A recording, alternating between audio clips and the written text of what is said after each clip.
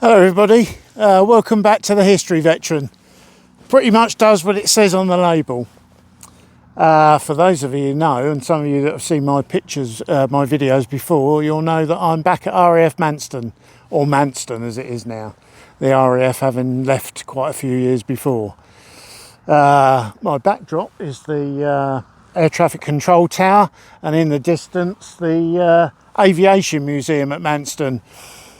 I have mentioned them before. I did go and speak to them to see if I could video inside, and they were quite happy to let me, but unfortunately they were moving some items around, so it was a little bit noisy, so I thought I'd better come outside. What I want to talk to you about today is an event that happened in Margate.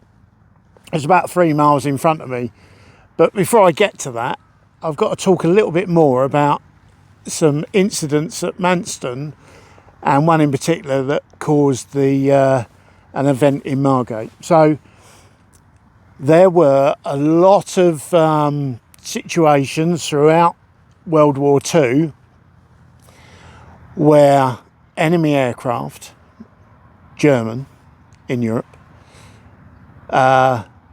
landed on British air bases, and quite a few times they landed at Manston. There were 2 in particular landed the same day. In fact, when they came down to land, one of them thought he was going to run off the end of the runway, so he lifted his landing gear to belly flop. So convincingly did they come down that one of the RAF pilots coming in behind them thought, oh, am I in the wrong airfield, and went to take off again. And it was only when he saw an RAF fire truck coming out that he realised he was at his home base, although Manston was only used as a satellite station for fighter aircraft.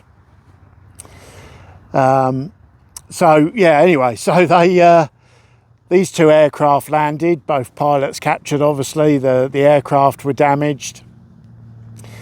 At one point, one aircraft landed on the runway and realised his mistake and was about to take off when one of the cooks ran out with a flare gun and pointed it at him, which obviously stopped him from going off. So RAF Chefs 1, Luftwaffe 0 basically. So anyway, in 1943, an ME 109 flying somewhere, I'm not too sure where he come from, out of northern France, landed at runway by mistake, got out, they captured him obviously, and with a fully intact ME 109. That was taken off down to somewhere in the southwest, and it was used thereafter by the RAF fighter squadron, enemy fighter squadron unit, which would take supplies out to France and give them to the SOE, or use them for other clandestine missions. Brave, really.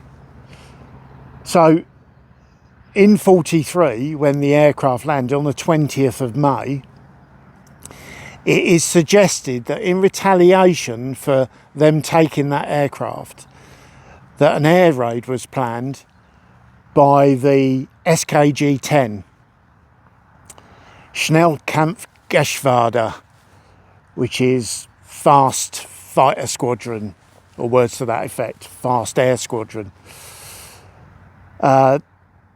conducted a raid onto Margate. The raid lasted just over a minute, and in that time they killed 10 people. It also destroyed numerous properties, including the Holy Trinity Church. So the Holy Trinity Church was hit by a bouncing billy. It hit the ground in Paragon Road, in Margate, and I'll try and put a map image up of it. Bounced over the cottages and hit the church. Did so much damage that they left the church standing, but all that was left was the tower and the walls basically, and it was finally torn down in 1958. One of these bouncing billies crashed through someone's back windows out through the front and wounded a 14-year-old butcher's boy on his bike, Bernard Evans. He was only 14. Sadly, he died later. His parents put a piece in the paper, not because he'd done anything brave in particular, but because he was their son, basically. So they put an extra bit in the paper about him. The church destroyed. Also struck in that was a small infant school called Holy Trinity. Luckily, the school kids were out at lunch that time. They used to go somewhere else. Now, whether it's my mind playing tricks on me because of this story, I'm not too sure, but I went to the Holy Trinity School, not in 1943, for any of you ask. And like I say, I'm not sure if it's my mind playing tricks on me, but I seem to remember being taken away to go somewhere else for dinner, but I could be talking rot. But taking a couple of steps back, the Bouncing Billy, I served with an EOD unit. I've never heard of them at all. So if anybody knows any more information on that, then, please fill me in, because I'm as thick as mince and I couldn't find anything. I was on the interweb all morning trying to find something and, nothing came up. So these aircraft, as I say, going back to them landing on Manston, I can only imagine what went through their mind when they, the ones that landed and stepped out the cockpit, only to be greeted by a cup of tea, mate. I'm sure that would have shaken them a little bit, to be fair. Quite easy to get lost, I should imagine, over the channel. It's like the aircraft that attacked, they were Fokker-Wulf 190s from Amiens, Gisley, that made the raid on Margate. And they came across in broad daylight, didn't get seen in the channel. They must have been flying quite low. So the Air Observer Corps missed them, as did the RAF. But, in wartime, mistakes are made, aren't they? Now, I came across this story whilst I was researching something else, which I'll be getting out to you as soon as possible.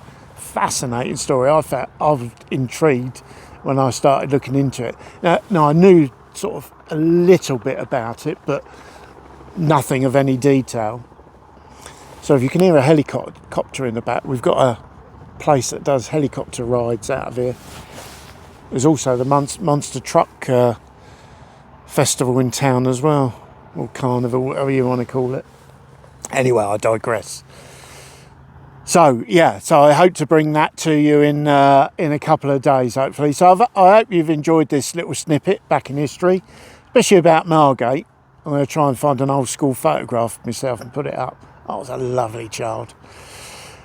And if you like these videos, please, if you wish, like and subscribe. Once again, thanks to everybody for watching my videos. It's given me a great joy just to get my memories out and have something the kids will be able to watch. Thanks. See you soon.